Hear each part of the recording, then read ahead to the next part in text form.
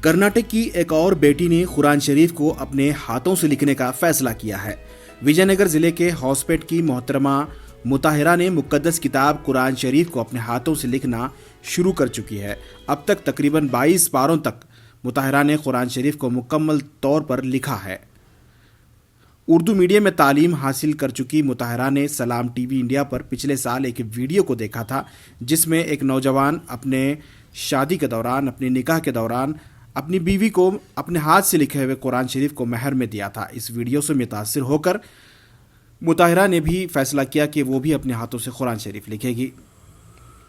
مطہرہ کے والدین مطہرہ کے اس اقتدام سے بے حد خوش ہیں۔ نہ صرف والدین بلکہ رشتہ دار، محلے کی مسجد کمیٹی، مسجد طیبہ کے ذمہ داران، متولیان اور دیگر تمام شہر کے ذمہ داران نے بھی خوشی کا اظہار کیا ہے۔